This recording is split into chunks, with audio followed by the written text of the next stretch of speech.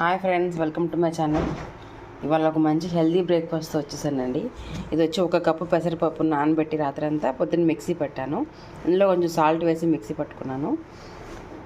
గుంత పొంగనాలు వేద్దామండి. దానికోసం నేను క్యారెట్ తురిమేసాను, కొంచెం కొత్తిమీర, కొంచెం ఉల్లిపాయలు కూడా సన్నగా తరిగి పెట్టుకున్నాను.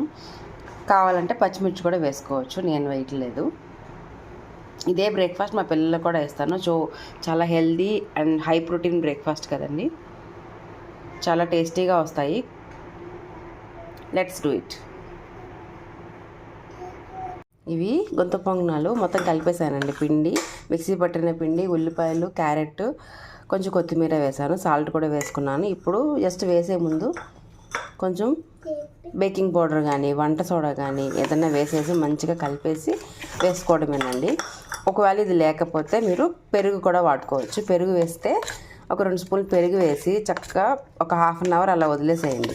ఆ తర్వాత ఇది ఎయిరీగా వస్తుంది. అప్పుడు మనకి సాఫ్ట్ గుంత పొంగనాలు రెడీ అయిపోతాయి. ఇప్పుడు వేసేద్దామండి గుంత పొంగనాలు. ఇందులో కొద్దిగా ఆయిల్ వేసి ఉంచాను. వాటిలో వంటని సిమ్లో పెట్టేసి వేస్తున్నాను.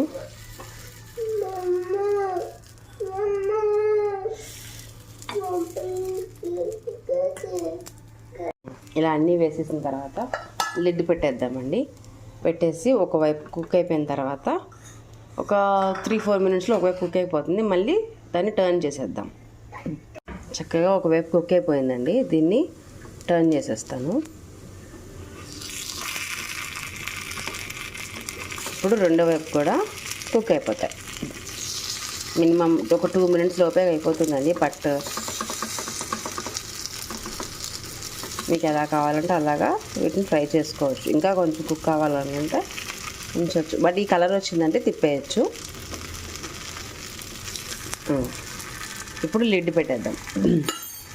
ఇంకో 2 మినిట్స్లో అయిపోతాయి. అంతేనండి, మన గుంత పొంగనాలు రెడీ అయిపోయినాయి. ఎప్పుడు దోశ, ఇడ్లీ తిని బోర్ కొట్టేవారికి ఇవి చాలా టేస్టీగాను డిఫరెంట్గానే అనిపిస్తాయి. ఇందులో చక్కగా మనం ఉల్లిపాయ వేసాం, క్యారెట్ వేసాం, అన్నీ కూడా పిల్లలకి మంచిదండి. హెల్తీ కూడా. హై ప్రోటీన్ బ్రేక్ఫాస్ట్ రెడీ అండి. అంతేనండి, చూడండి ఎంత సాఫ్ట్గా వచ్చాయో. మీరు కూడా తప్పకుండా ట్రై చేయండి. Thank you for watching. Please subscribe my channel. Please subscribe my channel చెప్పు.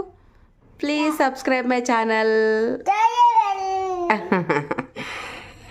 Thanks for watching.